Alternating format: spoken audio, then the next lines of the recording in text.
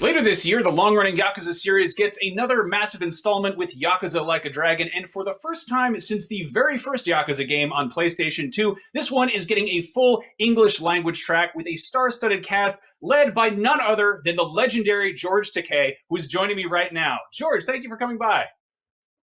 Good to see you. Well, live long and prosper. The Yakuza games are, this is a long running series, has been going on for ages. It's got to be something of a daunting task to jump into this series.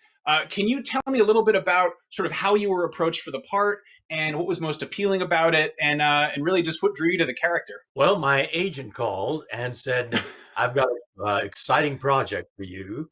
It's about the Yakuza. And I said, oh, that sounds fascinating. What's it all about? And he said, well, it's a game. And he knows that I'm not a gamer. And so I said, oh, that means I can't do it because I don't know how to game. But he said, no, no, they want you for your voice and your dubbing background. Just think of it as another piece of drama.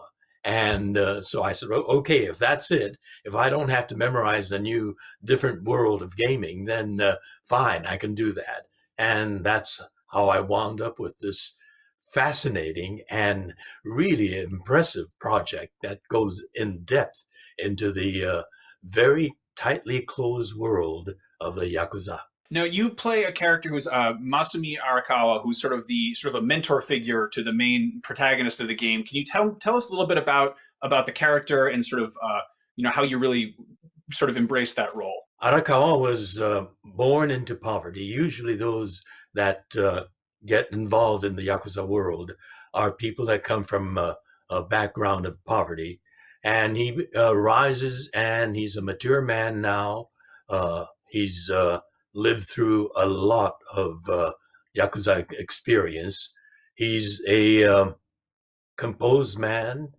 He is completely a member of the Yakuza family community, and he recruits a young man that he thinks will be a good member of a useful member of the Yakuza family. He encounters him at a point of great distress for him, and he himself makes a great physical sacrifice. My very first gig when I was a young teenager, I got hired to dub in English dialogue onto a Japanese science fiction film called Rodan. And I began my career doing that. And here I am still doing the same thing. But this one, because it's animated, it's not as demanding as my very first dubbing gig was, where I had to lip sync on close-ups.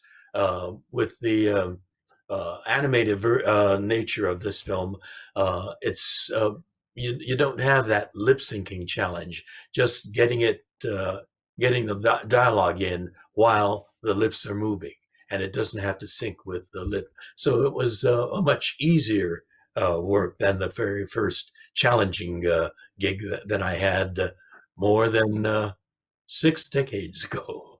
I've been in this game. I was gonna ask about this. That was pre Star Trek. This was one of your very earliest gigs, and I feel like both sort of the technology behind dubbing, but also the popularity and reception of Japanese media in the West has changed. I wanted to kind of hear your perspective on sort of what it's like seeing how localization has evolved over the years. Well, what really impressed me is the depth that they go into in telling a Yakuza story in this gaming form. It's a very esoteric, very closed off, very demanding society, Yakuza is. Think of the mafia with all its codes of honor and loyalty and fealty to the upper members of that society, and that in Japanese. Sort of like if you also know something about the samurai culture, it's the extension of the samurai culture in contemporary times, but it is severely demanding. And once you commit to it, it's a total life commitment. And yet, within all the rigid requirements and commitment that you make to that society, that humanity, that compassion in that core being is what comes out in the story of Arakawa's relationship with Ichiban.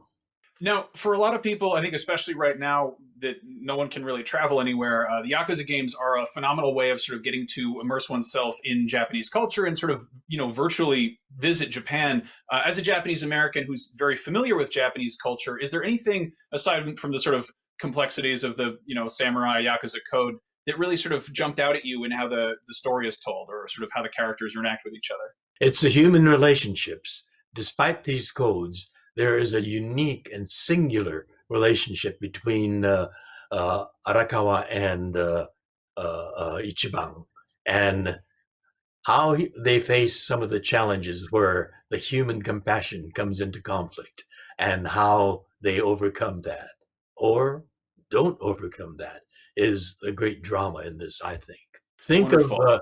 the Godfathers, the family relationship, the literal blood family relationship. In this case, Arakawa's relationship with Ichiban is not blood, but in many ways it's stronger than a father and son, a blood relationship, and it's the Godfather and the kind of sacrifices of the family, literal blood family that one has to make. It's that kind of uh, almost inhuman human relationship that contributes to the drama and the poignance of this story. Well, George, I am dying to see your performance firsthand later this year when Yakuza comes out on Xbox One, PS4, Xbox Series X, and PlayStation 5. And George, it's a pleasure chatting with you. Love your work, and I'm still happy to see you out there doing wonderful new roles like this. Thank you so much for your time. Live long and prosper.